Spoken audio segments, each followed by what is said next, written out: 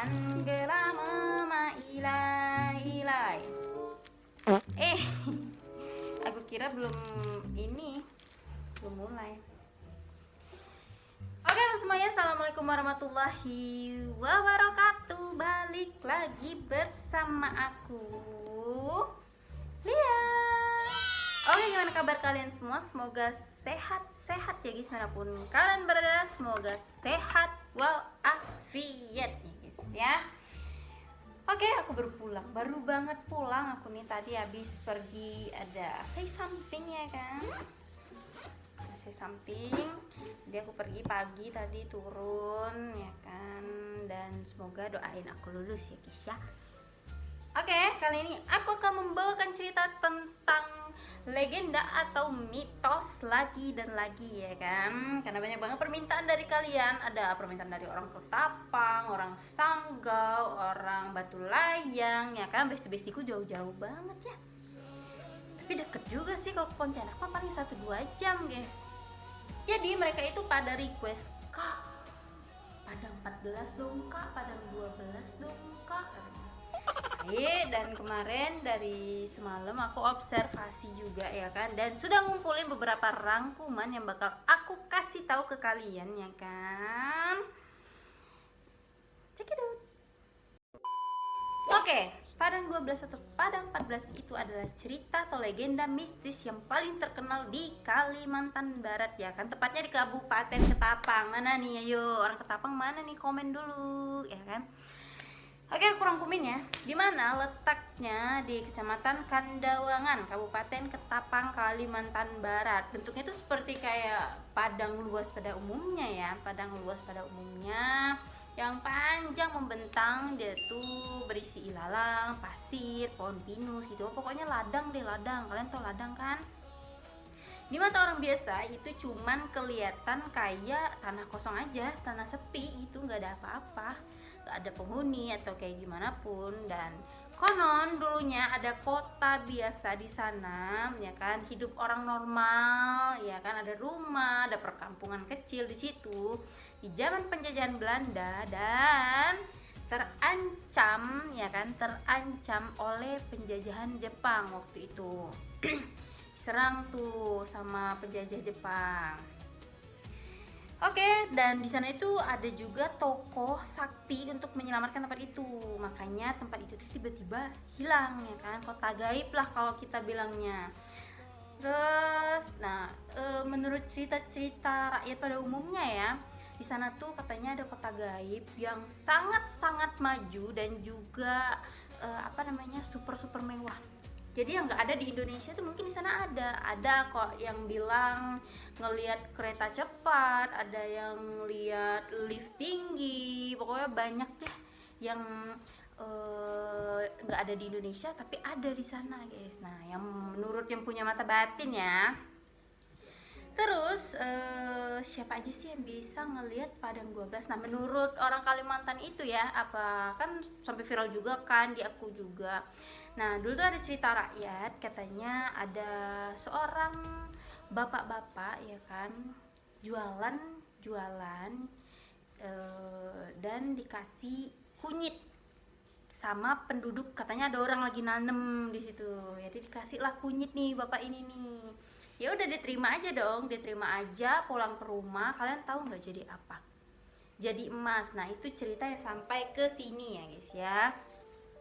Ada juga orang yang bisa ngeliat itu cuman orang yang berhati bersih, nggak sombong ya kan, nggak mungkar ya kan, nggak ada niat jahat lah. Nah, itu katanya bisa lihat Padang 12 itu. Aku pribadi sebenarnya pengen ya kesana, pengen banget kesana, pengen lihat langsung gitu loh, seperti apa sih Padang 12 gitu. Dan ada juga cerita beberapa orang itu ngakunya kerabat dia pernah diambil atau pernah hilang di Padang 12 tersebut. Nah, konon katanya dia itu ditarik guys buat jadi penduduk di situ ya, karena aku nggak tahu juga alasannya apa.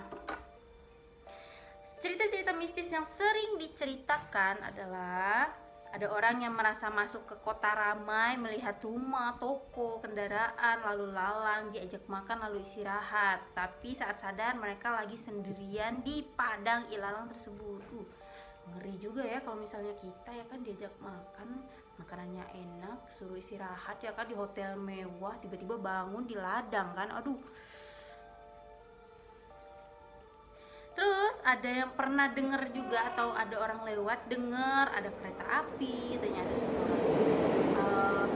apa namanya ya, kayak pesawat jet, dibilang kayak gitu. Padahal itu tanah lapang, heran kan dia, nih kok ada suara kayak begini ya di tanah lapang ya. Itu telinganya sendiri yang dengarnya. Ada yang berkesaksian seperti itu. Secara fisik dia tuh cuman kayak tanah luas saja gitu, sering disebut kota gaib bangsa jin. Nah, ini banyak lah spekulasi yang datang gitu kan. Terus ya masing-masing cerita nih ya kan, makanya Padan 12 tuh bisa viral banget. Pernah ada cerita tentang supir angkot atau warga lokal yang tersesat di kota gaib. Wow, ngeri banget gitu ya. Konon katanya mereka itu kalau dilihat secara fisik ya, mereka itu manusia normal, cuman yang rajin ibadah, hidupnya sejahtera ya kan. Bentuk fisiknya itu dia itu nggak ada ini loh, nggak ada apa ya kalau kata orangnya bilang garis di bibir ini. Ya pokoknya gitulah. Jadi dia tuh bukan gitu ya. Maksudnya dia gini nih. Kayak gini. Nah, katanya kayak gitu, bentuk fisiknya kayak gitu. Ada juga yang bilang bentuknya kayak orang normal pada umumnya, orang biasa ya kan. Tapi dia ngomong tuh bahasanya yang nggak kita mengerti gitu loh. Jadi beda bahasa lah kan, mungkin bahasa gaib kali ya. Terus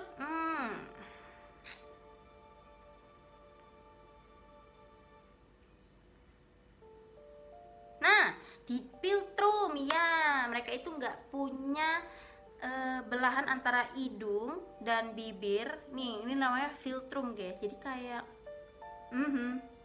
kayak gini, masih kelihatan kan? Nah pokoknya ini nggak ada nih, ininya nggak ada. Jadi banyak ya ragam-ragam cerita ya kan dari Padang 12 itu, dari kesaksian masyarakat setempat, juga warga-warga yang migrasi misalnya dari Ketapang ke sini bawa cerita itu. Ya begitulah. Yang paling amazingnya itu warga setempat yang dikasih kunyit jadinya di rumah itu emas. Kalian bayangin saking sejahteranya mereka itu. Ya kan, tapi amit-amit ya kalau dibawa sampai ke sana. Mungkin kalau orang dengan niat baik ya, ada pun cerita tentang orang yang niatnya jahat, kayak pesugihan atau minta-minta ya kan, minta-minta yang aneh-aneh. Katanya itu pernah dikasih lidi. Jadi lidi ya kan, sampai di rumah jadinya ular. Ada juga yang pernah dikasih buah semangka, sampai di rumah jadinya kayak ada belatung. Karena apa? Karena niat jeleknya tuh kebaca mungkin sama orang yang ada atau penunggu yang ada di situ gitu loh. Wah, pesan moral di sini buat kalian ya kan. Misalnya kalian pergi ke tempat orang atau ke suatu tempat itu ya, hormati budayanya, adat istiadatnya ya kan. Jangan sembarangan. Biarpun kita nggak percaya, tapi kita harus menghormati ya kan. Oke, mungkin segitu dulu video dari aku ya kan, penjelasan dari aku. Buat kalian boleh request lagi dari mana aja nih ya kan, banyak banget cerita legenda mitos yang ada di Kalimantan atau di luar Kalimantan. Ntar aku observasi lagi.